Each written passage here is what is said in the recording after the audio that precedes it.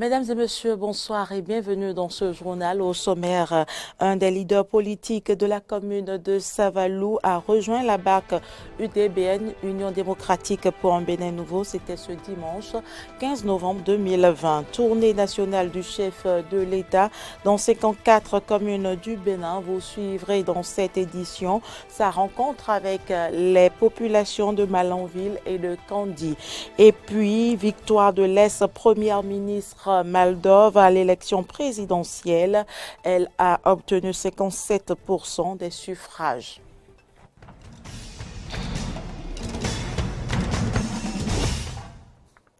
Merci pour l'attention. Tournée d'échange avec les populations. Le président Patrice Talon était ce dimanche à Kéro, Kouandé et Natitengu. On fait le point de sa rencontre avec les populations de Kéro. Le chef de l'État, Patrice Talon, dans la commune de Kéro. Ici, comme dans les autres communes de l'Atakora, Patrice Talon a été accueilli dans une liesse des grands jours. Dans son discours face aux forces vives de Kéro, le chef de l'État a reconnu que les fruits ont commencé à tenir la promesse des fleurs. Il annonce de grands projets pour le développement de Kéro. Les braves producteurs attendent le désenclavement de leur localité. Je crois qu'il faut considérer que globalement, Kéro est déjà désenclavé. Ce dossier qui est un grand dossier, très technique, a mis du temps pour être bouclé. Si vous avez suivi les médias, les financements sont signés, acquis complètement par la BAD, nos partenaires techniques qui nous financent ce projet. Les appels d'offres ont été lancés au plan international. Les entreprises ont été adjugées. Il ne reste maintenant que leur déploiement. Et s'il n'y avait pas eu Covid, toutes les formalités nécessaires auraient été effectuées parce que vous savez, c'est un programme qui est financé par nos partenaires internationaux sur la base de la confiance. Et vous avez vu que Covid a paralysé pratiquement le monde entier. Mais à nouveau, le monde entier vit malgré Covid. Vous allez constater de vos yeux que la route cotonnière est désormais une réalité au Bénin.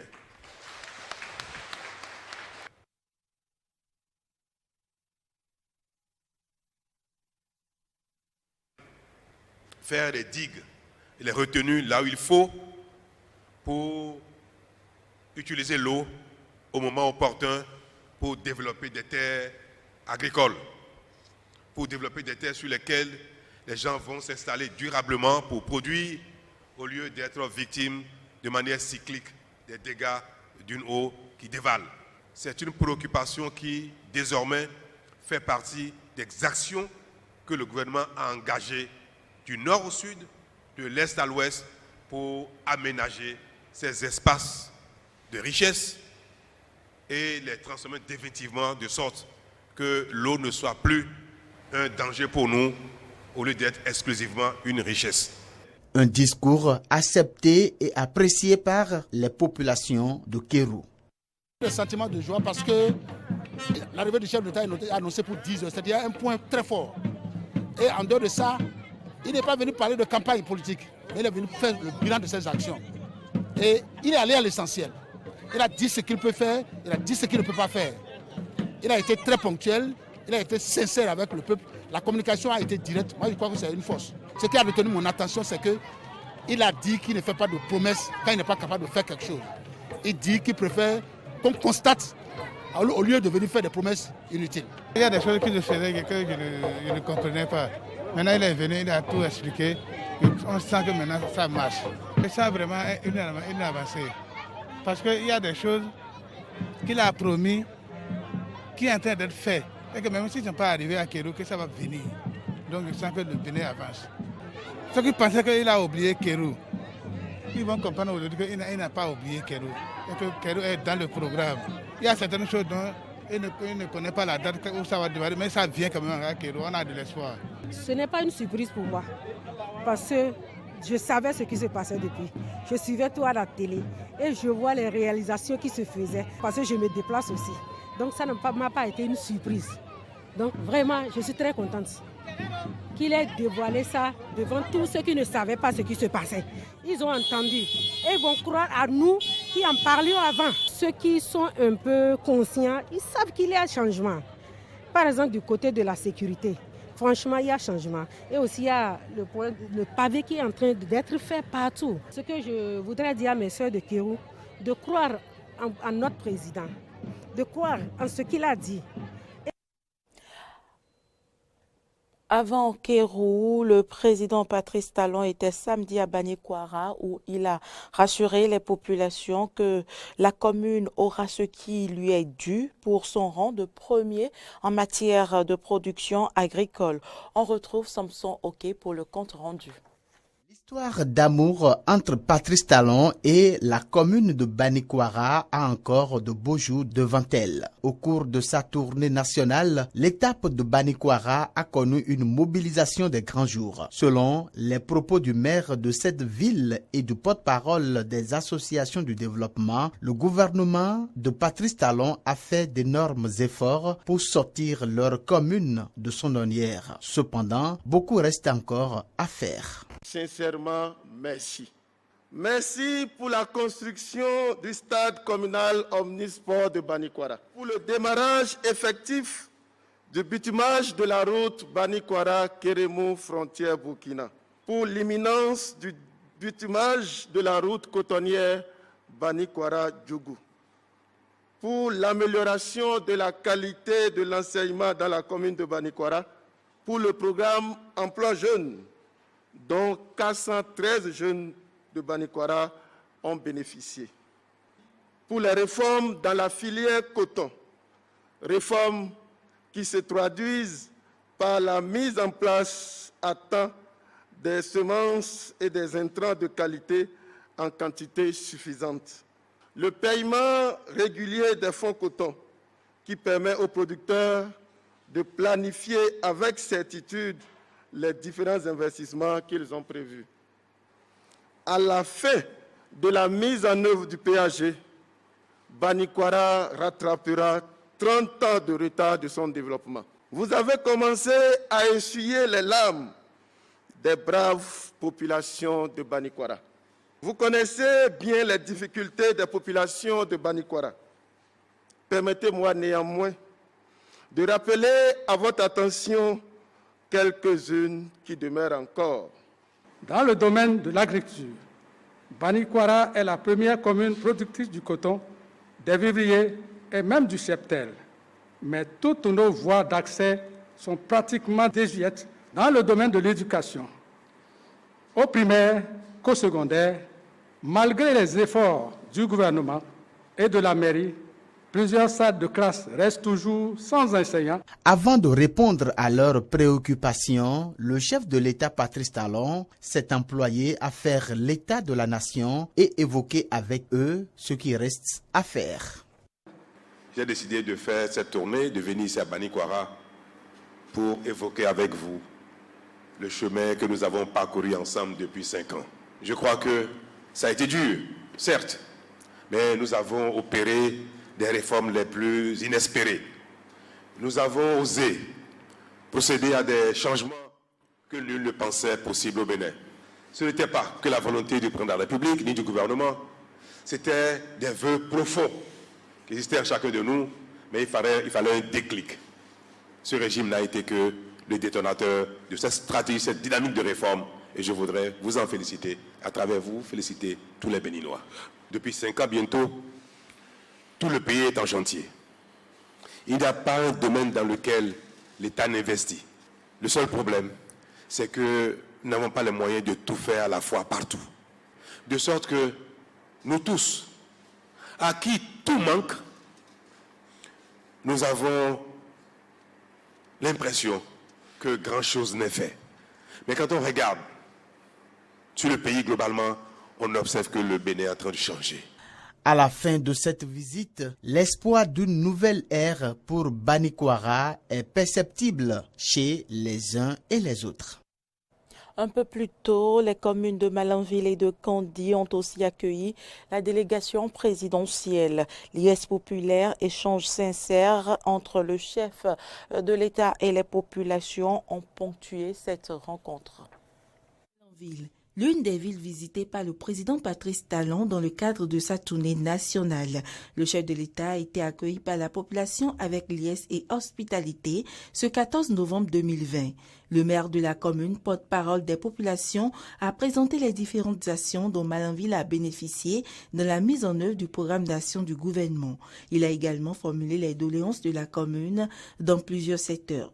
Des attentes qui seront comblées, mais avec les efforts de chaque Béninois, dira le président Patrice Talon. La situation ne s'est pas beaucoup améliorée, mais elle s'est quand même améliorée. Et si tout va bien, d'ici 2 ans, nous aurons réussi ensemble à satisfaire les besoins de plus de 90% de nos concitoyens.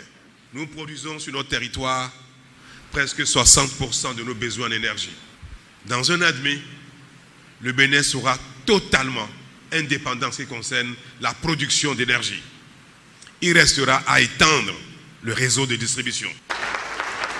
Ce que vous avez espéré de mon prédécesseur, ce que vous attendrez du prochain et de leur gouvernement, c'est simplement de bien gérer ces ressources qui sont collectées. C'est d'amener chacun à faire correctement son travail. C'est de permettre que l'un ne vole pas l'autre. C'est de permettre que la corruption n'amène pas quelques-uns à prendre ce qui est destiné à tout le monde, ce qu'il faut utiliser pour donner de l'eau, l'électricité, l'école, la santé à tout le monde, de sorte que chacun puisse vivre de ses efforts. Au regard des actions menées et des promesses faites par le chef de l'État lors de cette rencontre, les populations de Malanville s'engagent à le soutenir. Aujourd'hui, je peux dire, de Cotonou jusqu'à hauteur de Parakou, la route est en chantier. Aujourd'hui, maintenant, c'est déjà livré jusqu'à hauteur de Touy. C'est un grand soulagement pour nous, les transporteurs.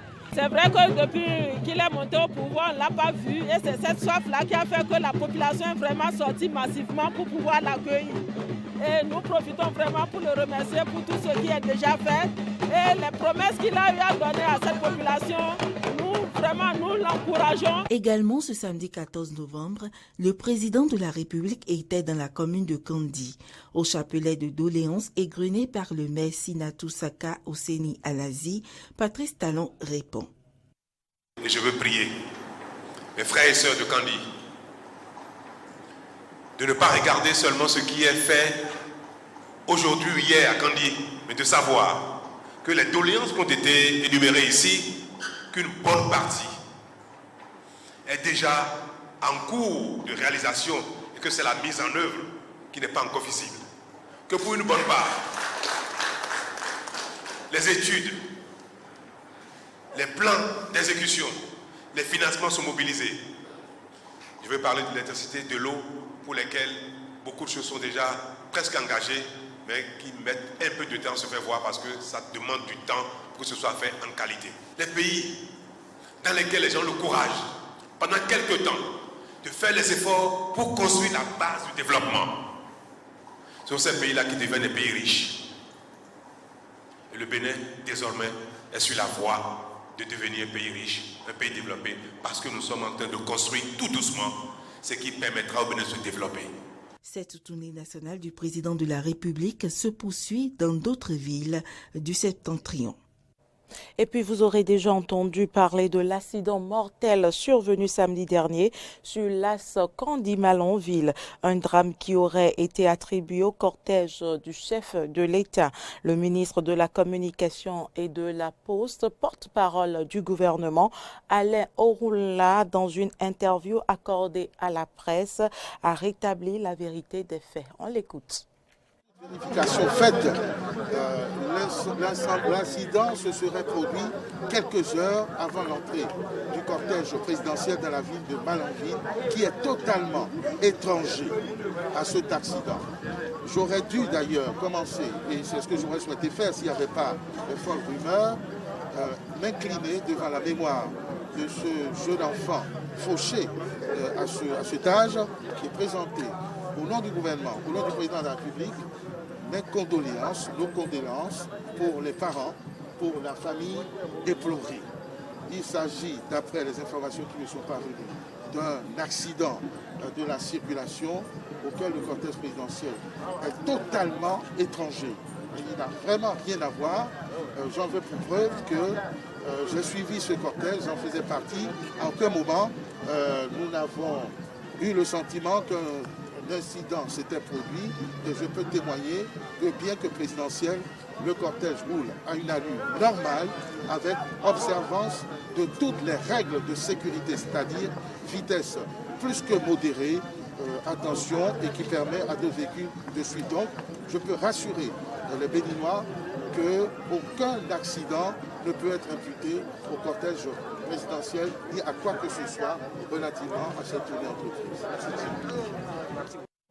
Et puis, j'annonçais à l'entame de cette édition une nouvelle adhésion au parti Union démocratique pour un Bénin nouveau. L'un des leaders politiques de la commune de Savalou a décidé de rejoindre le parti dirigé par l'honorable Claudine Afiavi Prudencio. Suivez plutôt. Bonne prise pour le parti UDBN dans le département des Collines. Patrice Rongla, leader politique de la commune de Savalou et sa troupe ont rejoint l'Union démocratique pour un Bénin nouveau, dirigée par l'honorable Claudine Afiavi Prudencio. C'était à la faveur d'une déclaration officielle d'adhésion ce dimanche 15 novembre 2020 à Savalou. Ce parti, ayant à sa tête la présidente Claudine Afiavi Prudencio, femme battante, aux multiples qualités inouïes, avec à la clé un leadership exceptionnel, reste pour nous une référence dans le paysage des partis politiques dans notre pays. En opérant ce choix, c'est parce que justement, l'UDBN donne une grande priorité aux jeunes et aux femmes. C'est le seul parti qui fait de la jeunesse et du genre le cœur de son projet de société et insiste sur le positionnement des jeunes et des femmes. Un choix approuvé par les femmes représentées par Solange Noukoué et Da Powazundan, chef traditionnel de Mondi. Pour Patrice Rongla, cette décision d'adhésion a été prise en toute conscience et en toute liberté après des réflexions très bien mûries.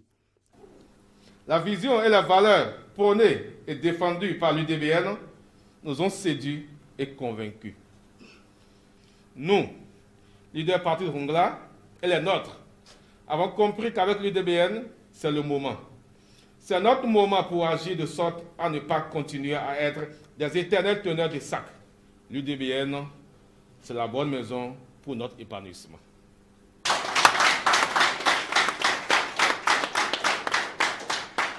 Pour Dr Bogakou Kwaki, directeur de l'école politique nationale du parti, Patrice Rongla était dans l'âme le militant UDBN. Cette déclaration d'adhésion aurait pu venir plus tôt. Il est désormais question, selon lui, de faire des Collines un des fiefs les plus importants de l'UDBN au plan national. Nous devons travailler à ce que toutes les villes des Collines, tous les arrondissements de Savalou plus précisément, puissent véritablement commencer par danser au rythme du parti que vous avez tous reconnu ici, que sans le maïs, sans ce que nous allons manger, il n'y a pas de la ténacité en quoi que ce soit. Le ventre affamé n'a point d'oreille. Et vous allez voir également que tout ce qui se fait aujourd'hui à l'UDBN, c'est comment travailler à ce que la femme et la jeunesse soient autonomes vis-à-vis de ce que nous appelons l'entrepreneuriat et la question de l'emploi. À l'occasion de cette déclaration d'adhésion, la présidente de l'UDBN a été représentée par la vice-présidente Christine Arondino-Zinsou. Le militantisme demande de la conviction, de la détermination, un sens élevé de sacrifice. Je sens que vous réunissez toutes ces qualités. Je vous exhorte à mettre à contribution toutes vos expériences, vos carnets d'adresses, pour que les tentacules de l'UDBN soient étendus dans tous les coins et recoins, non seulement de la ville de Savalou, mais aussi dans les autres zones de collines où je sais que vous avez beaucoup d'amis et frères. Au thème de la cérémonie d'adhésion, Patrice Rongla et la délégation de l'UDBN se sont rendus à l'orphelinat de Savalou pour y faire un don de vivre. Un orphelinat où vivent 24 orphelins ou enfants en situation difficile, âgés de 3 à 18 ans. Actualité en dehors du Bénin, après 11 jours de combat dans la région de Tigré, jugée discendante par le gouvernement fédéral, les affrontements commencent à avoir des conséquences au-delà des frontières du pays, avec une crainte d'une régionalisation du conflit et d'une crise humanitaire d'ampleur. Des tirs de roquettes aux abords d'Asmara, capitale de l'Érythrée voisine, et dans la province d'Amara, région limitrophe du Tigré, dans la nuit de samedi à dimanche. Les affrontements dépassent désormais les frontières de la région dissidente, tandis que le Front de libération des peuples du Tigré annonce de nouvelles représailles contre le gouvernement fédéral. Nous riposterons tant qu'ils seront là. Les aéroports à partir desquels ils lancent leurs attaques seront visés. Il n'y a aucun endroit que nous ne pouvons atteindre et nous continuerons d'attaquer des cibles stratégiques que l'envahisseur utilise contre nous. Si leurs forces aériennes tentent de plonger le peuple tigréen dans l'obscurité, nous riposterons comme nous l'avons fait ce soir. Au-delà des frontières du pays, le FLPT accuse l'Érythrée, son ennemi juré, de prendre part au combat aux côtés du gouvernement, alors que des milliers de personnes ont déjà fui la zone. Si ça continue, tout le Tigré va succomber. Le président Issaïas Afwerki nous a également attaqués. Nous avons été touchés dans la région d'Alamra. Nous sommes allés à la rivière et nous y avons été attaqués. Certains sont morts, d'autres se sont réfugiés au Soudan. Le conflit pourrait entraîner l'exode de plusieurs dizaines de milliers de réfugiés vers le Soudan voisin, avec un risque élevé de crise humanitaire. La situation est au bas mot très mauvaise. À l'heure où je vous parle, 15 000 personnes ont fui et sont arrivées pour la plupart ces 5 derniers jours. Nous avons commencé à fournir des services d'assistance avec le Haut Commissariat aux réfugiés, le Programme alimentaire mondial, le Croissant Rouge, Muslim Aid et d'autres organisations. Nous assistons peu à peu à la mise en place d'une aide humanitaire, mais il reste beaucoup à faire. Avec l'expansion du conflit au-delà du Tigré, de nombreux observateurs redoutent à terme une déstabilisation de l'ensemble de la Corne de l'Afrique. Plusieurs dizaines de partisans de Donald Trump ont manifesté ce week-end. Ils protestent contre la victoire de Joe Biden, entachée de fraude selon eux. Retour sur ces 2 jours de manifestation avec nos confrères de RT France. L'hymne américain chanté avec passion, nom du pays scandé à l'unisson, les partisans de Donald Trump unis dans l'adversité. Ce week-end, des milliers de supporters ont marché en direction de la Cour suprême des États-Unis, instance décisive dans la lutte qui oppose l'actuel locataire de la Maison-Blanche à Joe Biden, président désigné vainqueur par les grands médias américains. L'Amérique est une nation fondée sur les idéaux de liberté et d'indépendance. Et plus que jamais, n'a-t-elle pas été attaquée plus directement que par l'idée que Joe Biden puisse un jour être président des États-Unis. Je ne permettrai pas que cela se produise. Et les patriotes présents dans cette salle aujourd'hui ne le permettront pas. Nous ne le permettrons pas. Sa famille s'est sacrifiée ces 4 dernières années pour notre pays. Nous savons que l'élection vous a été volée, Monsieur le Président. Vrai, déplorable, moi qui vous aime tant, je suis venu d'une petite ville, Lake Geneva, Wisconsin, juste pour vous le faire savoir, et nous vous aimons là-bas. Nous espérons que vous pourrez battre Joe Biden, mais sinon, nous vous soutenons pour 2024. Une marche impressionnante, notamment samedi. Supporters de Donald Trump confrontés à ses détracteurs, dont des partisans du mouvement Black Lives Matter. Entre joutes verbales l'après-midi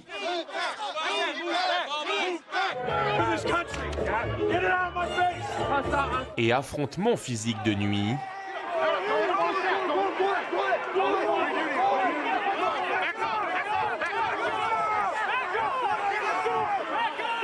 Les forces de l'ordre des plus présentes, la police affirme avoir procédé à plus de 20 arrestations. Une attaque au couteau a été signalée.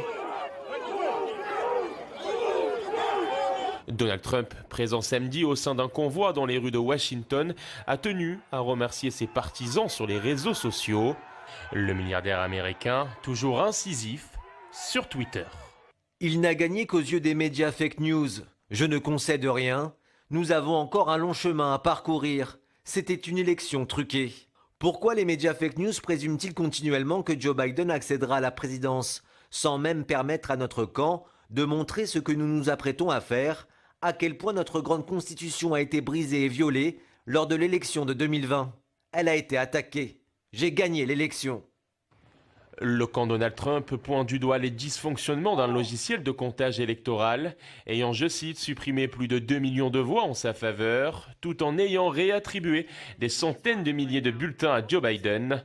De leur côté, plusieurs autorités électorales américaines ont indiqué jeudi dans un communiqué commun n'avoir trouvé aucune preuve d'une quelconque fraude.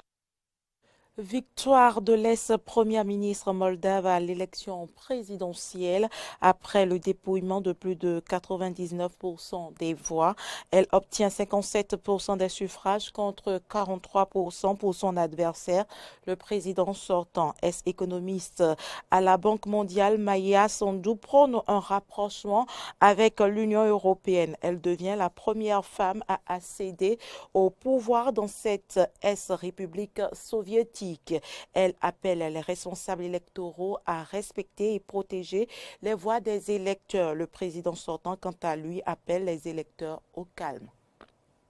Je lance un appel à tous ceux qui participent aux élections, la police, les observateurs, les employés de la commission électorale, tous ceux qui ont l'obligation de protéger le vote de l'électeur. Je sais qu'ils feront pression sur vous, mais c'est vous qui devez respecter et protéger les votes des électeurs. Je demande à tout le monde de se calmer, à mes partisans et aux partisans de mon adversaire. Il y a eu assez de coups bas pendant cette période. Maintenant, nous devons revenir au programme que les citoyens attendent.